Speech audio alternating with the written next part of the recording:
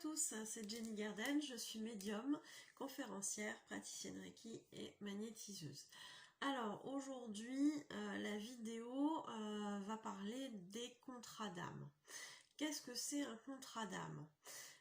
Vous avez peut-être entendu parler de ce terme-là quand vous faisiez peut-être des recherches sur la réincarnation, etc. Donc en fait, justement pour vous expliquer ce qu'est un contrat d'âme, je vais devoir vous redonner quelques bases au niveau de la réincarnation. Donc en fait, avant de s'incarner, donc il faut savoir que bien souvent, c'est un processus qui va se répéter. Il y aura une première fois, une première incarnation, mais elle sera suivie normalement de plusieurs autres. Après, il n'y a pas forcément de règles, il n'y a pas forcément un nombre de vies que l'on doit vivre. Je pense que voilà, c'est plus par rapport à une certaine évolution de l'âme que on décide si oui ou non il faut se réincarner ou savoir si on a entre guillemets tout compris ou en tout cas suffisamment pour évoluer au stade d'après. Donc une personne qui va décéder, en tout cas le corps physique qui va décéder, eh bien son âme va se retrouver, après donc vous appelez ça comme vous voulez, va se retrouver dans un plan énergétique qui va lui montrer tout ce qui s'est passé dans sa vie, et cette âme va se juger toute seule, se dire bon là c'était chouette, là j'ai mal agi, qu'est-ce qui s'est passé, pourquoi j'ai fait ça, etc. Elle va être amenée à se poser tout un tas de questions et surtout à ressentir toutes les émotions qu'elle a pu faire vivre, en bien comme en mal, à toutes les personnes qu'elle a pu côtoyer. Donc en fonction de ça, elle va comprendre certaines choses, ce qui est bien, entre guillemets, et ce qui est moins bien, avec d'autres guillemets. Voilà. Et par rapport à tout ça, donc elle a un certain parcours à expérimenter, et elle se dit à un moment donné que il y aura après un certain laps de temps passé dans l'au-delà, elle va devoir se réincarner pour continuer d'évoluer. Donc avec l'aide de ses guides, elle va choisir d'expérimenter certaines choses, certains sentiments, certaines blessures, certaines épreuves peut-être aussi. Certaines lui seront imposées par rapport à son parcours. Alors quand je dis imposées, c'est délicat comme mot, mais quand je dis imposer, c'est parce que c'est nécessaire pour comprendre en fait ce qu'elle a besoin d'expérimenter, pour continuer d'évoluer, toujours. Donc, une fois qu'elle aura choisi ce parcours, elle va pas être toute seule à devoir se réincarner. Alors ça sera pas toujours en même temps que d'autres âmes, mais elle va peut-être à un moment donné convenir de ce qu'on appelle un contrat d'âme avec une autre âme. Alors pourquoi? Tout simplement dans le but de se faire évoluer toutes les deux. C'est-à-dire que dans le contrat d'âme, chacune des âmes qui va participer à ce contrat, alors vous pouvez être deux mais vous pouvez être plusieurs aussi, pourquoi pas, toutes ces âmes vont bénéficier de l'aide de l'autre ou des autres âmes qui vont être dans ce contrat. On peut conclure un contrat d'âme avec une âme qui fait partie de la même famille d'âmes, ou une âme qui ne fait pas forcément partie de la même famille, mais dont on se sent proche. Souvent, il va y avoir une espèce d'attraction entre ces deux âmes. Donc, qui dit attraction dit que sur le plan énergétique, il y a quand même une certaine, je dirais, attirance vibratoire. C'est pas une attirance amoureuse, c'est pas une attirance sentimentale, c'est vraiment une idée, il y a derrière ça une idée quand même d'attirance énergétique, parce qu'on est dans les mêmes vibrations, tout simplement. Donc souvent on va quand même conclure un pacte avec une âme avec laquelle on se sent proche d'une certaine façon. Ça peut être une âme que l'on a rencontré dans d'autres vies. Ça peut être une âme qui va nous suivre dans cette vie-ci pour une raison XY. Dans tous les cas, vous allez effectivement vous rencontrer toutes les deux dans la vie, je dirais la vie actuelle pour laquelle vous êtes partis vous réincarner. Qu'est-ce que je peux dire d'autre aussi? Oui, ben le but de ce contrat, c'est de se faire évoluer. C'est-à-dire que vous avez choisi des épreuves, vous avez choisi d'expérimenter des blessures, etc. Et donc tout ça, toujours dans le but d'évoluer, hein, c'est toujours la même chose. Cette autre âme avec laquelle vous avez conclu un contrat, elle aussi a besoin d'évoluer. Donc, c'est-à-dire que petit à petit, vous allez vous dire, ou vos guides vont vous mettre en relation pour convenir de ce genre de contrat, parce que dans telle période de votre vie, je dis une bêtise, peut-être qu'à 30 ans, vous serez dans une situation particulière, que cette autre âme, elle n'aura que 25 ans, ou elle sera plus vieille que vous, après peu importe l'âge, mais à un point donné dans votre vie, vous allez vous rencontrer sur le plan physique, matériel, dans la réalité de ce monde terrestre, pour justement mettre en action ce contrat d'âme. Donc concrètement, ça peut prendre beaucoup de formes. Ça peut être quelqu'un que vous allez rencontrer par le biais du travail qui va vous former, mais je dirais pas que. Peut-être qu'avec cette personne-là, vous allez développer quelque chose en plus. Peut-être que cette personne-là va vous faire travailler un point particulier. Peut-être qu'elle va sentir que vous êtes timide, qu'elle va vous conseiller de prendre confiance en vous, vous conseiller peut-être une autre forme de formation pour que vous puissiez grandir encore plus en fait dans cette vie, prendre plus d'assurance. C'est un exemple, hein, c'est un exemple, mais parmi tant d'autres. Peut-être que justement, en fait, en ayant cette situation-là, vous allez dans votre vie matérielle, vous sentir obligé de lui rendre l'appareil. Ça peut prendre aussi cette forme-là, un contrat d'âme, et que vous allez l'aider dans un autre domaine. Ça peut être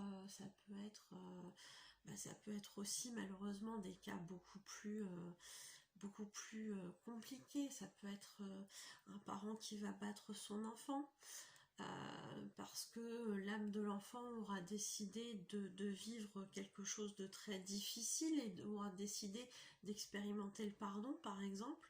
Alors je sais que je suis en train de dire quelque chose d'extrêmement compliqué, hein. Je ne renie pas la souffrance que ça a pu être. Je ne suis pas en train de dire que vous avez décidé volontairement d'être battu. Pas du tout. Hein, c'est pas ça du tout le message. C'est juste que voilà, au niveau des émotions, on est en train d'expérimenter plein de choses. Et effectivement, ça peut faire partie de ces épreuves-là pour expérimenter le pardon, de vivre quelque chose comme ça. Et du coup, le contrat d'âme aura été conclu entre un enfant et son parent. Donc le parent, lui aussi, pour une raison XY, aura dû expérimenter ce passage-là. Peut-être qu'il était déjà lui-même un enfant battu et qu'il a reproduit ça avec son propre enfant. On n'est pas en train de lui chercher des excuses non plus, hein. Mais voilà, ça fait partie d'un parcours, certes qui est souffrant, certes qui est compliqué pour les deux personnes, et qui a pu effectivement faire remonter beaucoup de colère et beaucoup de ressentiment vis-à-vis de ce parent. Mais justement, il y a dans cet aspect de contrat d'âme aussi cette notion d'apprendre pour en retirer énormément d'amour. Je sais que c'est complexe hein, dans des situations avec lesquelles on n'a pas encore fait avec lesquelles on n'a pas encore fait la paix. peut-être que vous êtes encore dans ces souffrances-là, vous, en tant qu'enfant qui avait été battu.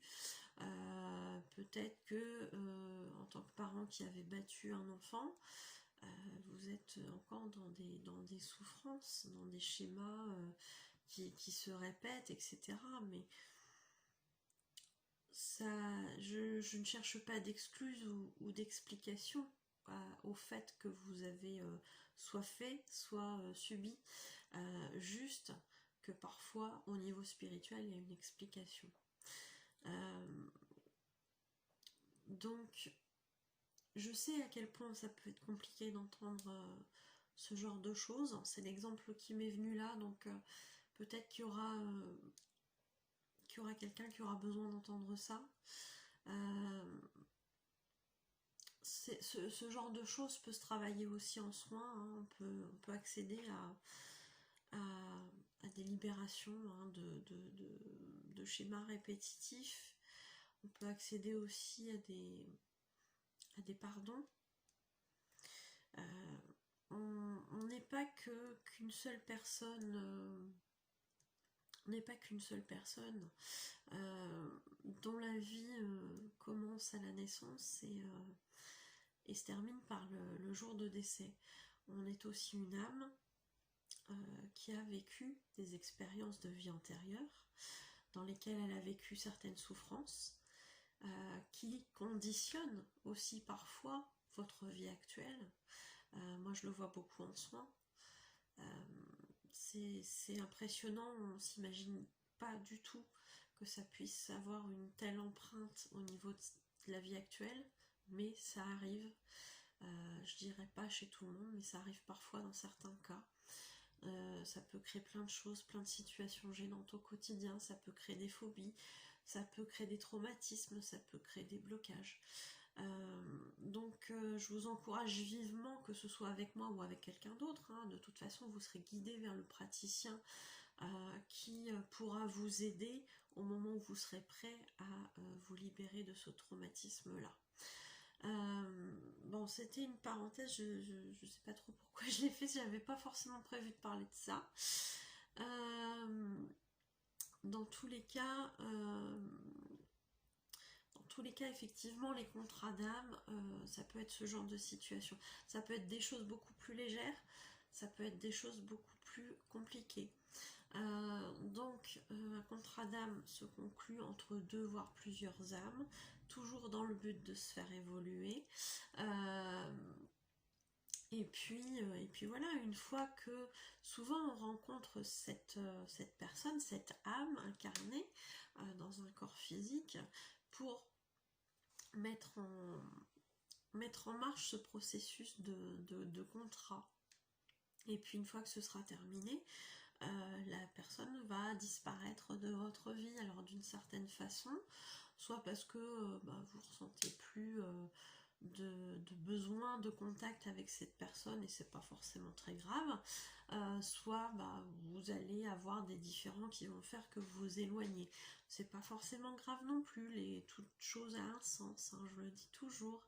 Les relations que l'on entretient avec les autres ont toujours un but. Je sais que ça fait très opportuniste dit comme ça, mais c'est pourtant la réalité. Toutes les présences autour de vous ont un sens, ont un rôle à jouer, même si c'est minime, parfois pour certaines personnes, eh bien ça n'est pas aussi minime que ça sur le plan spirituel. Il y a toujours une raison. Il y a toujours une raison. Donc les contrats d'âme, je suis pas sûre du coup parce que je me suis beaucoup perdue dans la vidéo. Je suis pas sûre d'avoir dit tout ce que je voulais, tout ce qu'il aurait fallu dire, mais ça me semble très... j'ai l'impression que si, en fait, j'ai l'impression que je vous ai expliqué un petit peu ce qu'il en était. De toute façon, je vais revoir la vidéo, si vraiment ça va pas, je la recommencerai. Et puis si vous la voyez comme ça, c'est que ça m'a paru bien. En tout cas suffisamment clair, j'espère que je l'ai été. Si vous avez des questions là-dessus, n'hésitez pas. Et puis voilà, si vous souhaitez un soin, une voyance, une guidance, il n'y a pas de souci, vous avez mes coordonnées à la fin de la vidéo. N'hésitez pas à partager la vidéo à vos connaissances, à vos proches, à vos amis, si ça peut les renseigner sur ce sujet.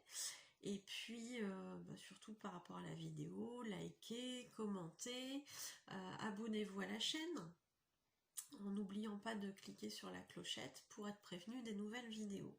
Voilà, bah écoutez, j'espère vous avoir aidé là-dessus, sur cette notion de contrat d'âme.